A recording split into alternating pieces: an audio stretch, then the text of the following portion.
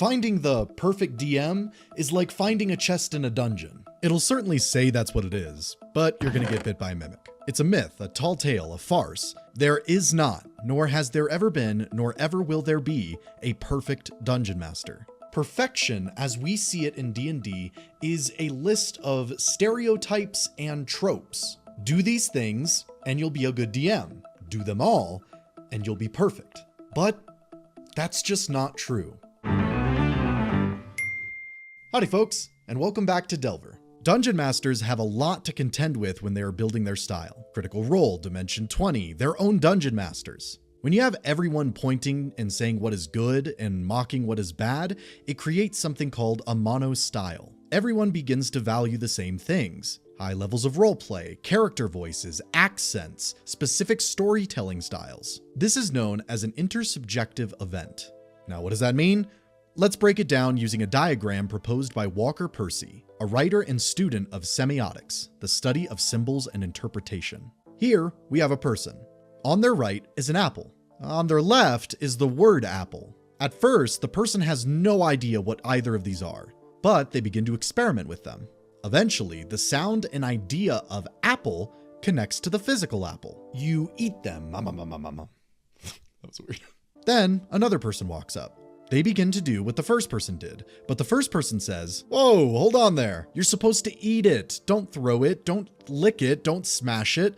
Just eat it." This new person follows along and creates a similar understanding, but it is inherently different. Now remember, they didn't get to form their own idea. It was told to them by people that already did.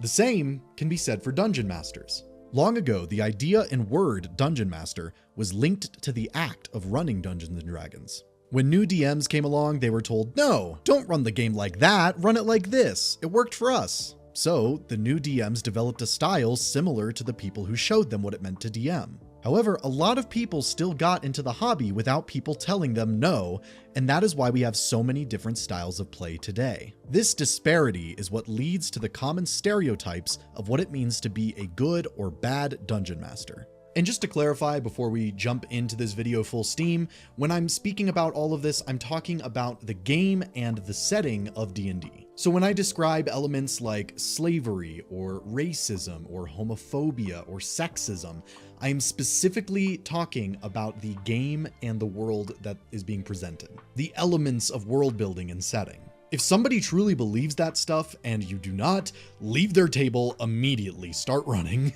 Some of the bad Dungeon Master tropes that I see a lot are railroading, being antagonistic to the players, and controversial elements in their setting and games. In contrast, the good Dungeon Master stereotypes are in freedom of player choice, being pro-player, and elements of progressivism and inclusivity. So, let's go through them. The first major stereotype is railroading and autonomy. If you've ever been to r/RPG horror stories, you'll know that a lot of their stories center around dungeon masters lording over their players and dictating what story will be told. Oftentimes, people will suggest just writing a book. D&D is not about following the script and playing the notes. It's about freedom of player choice, the ability to come up with an over-the-top solution to a problem that would never be possible in another medium like a video game. And yet, it's a very fine line. A few years ago, I was on a trip with one of my friends in the middle of nowhere, and I ran D&D for his family for their first time ever. They'd always been interested in the game, but they had never gotten the chance to play it. I did not have any of the books on me or any of the sheets, so I just made it up. I made up fake character sheets and fake monsters and ran an impromptu session. The only thing that I did have was my dice. Carry my dice almost everywhere. As I was running this game for them, they were going through that learning stage of getting into the game, and I railroaded them. And really hard. And still, they had tons of fun. They didn't know that I was doing it. They would have probably started to adapt to a more autonomous type of game style if we continued to play, but for the time being, they enjoyed it, and I was railroading them.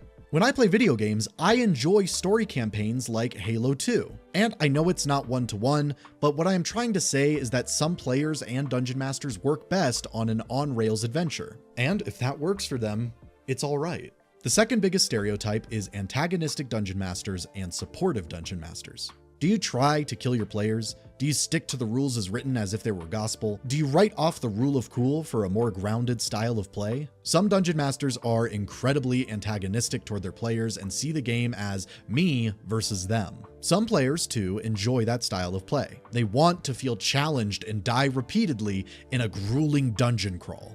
It's not very often that you kind of see that relationship, but I know people that enjoy that more antagonistic dynamic at a table. It's the same reason that there are so many From Software fans. They want to be punished, so long as it's fair.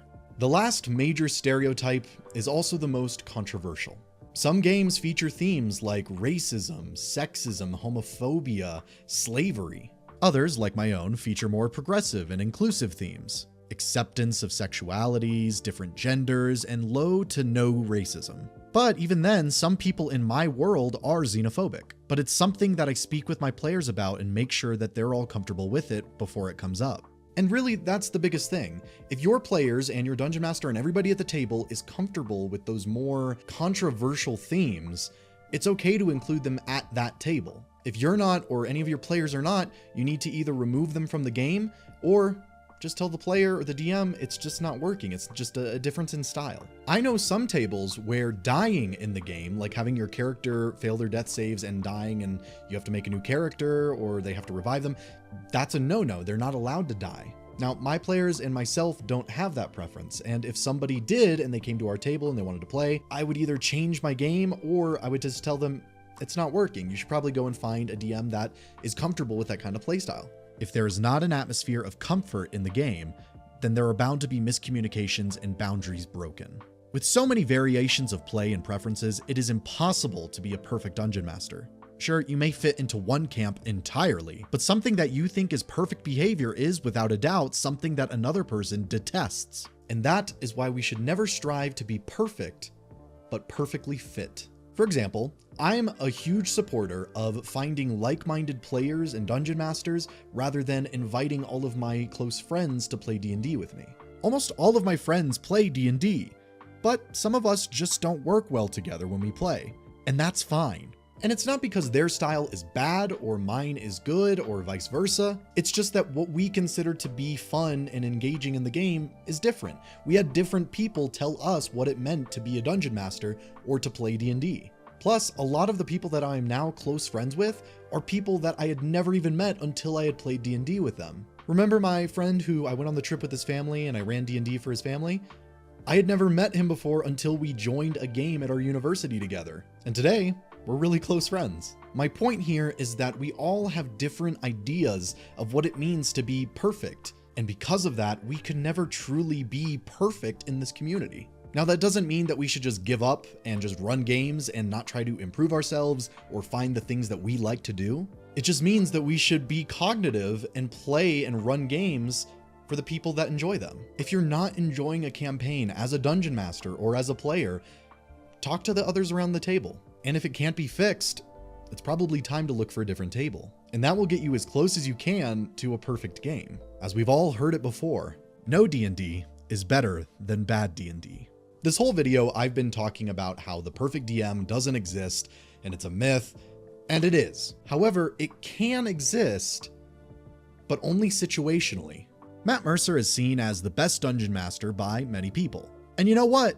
He is, at his table. If Critical Role was suddenly filled with grognards and old school wargamers who hated roleplay, then it would probably be a bad game. If Brennan Lee Mulligan was suddenly playing with people who hated humor at their table and they had to always be serious, then it wouldn't be a good fit. What makes a perfect dungeon master? The perfect players. That beautiful moment when expectations, playstyles, and comfort align. That is when everyone is perfectly fit. My current campaign, the Heroes of Highhaven, is my most perfect campaign to date. And that's not me saying that it's perfect in every regard. What it is perfect at is our alignment and what we want from the campaign. And that means that whatever I do is likely in line with what my players want. And they give it right back the same. We all expect a roleplay and player-focused story with engaging combat. We all did an RPG consent sheet at the start of the campaign too, so we avoided any topics that made us uncomfortable. For example, I hate torture roleplay. If it suddenly appeared, I would be deeply uncomfortable and not want to play. So, In conclusion, the perfect dungeon master just doesn't exist. We shouldn't focus on becoming perfect, but on becoming comfortable. Once we do that, we will run and play imperfect games. It's all subjective in the end. And honestly, I think there's a beauty in that. Thank you all for watching. I'll see you next week.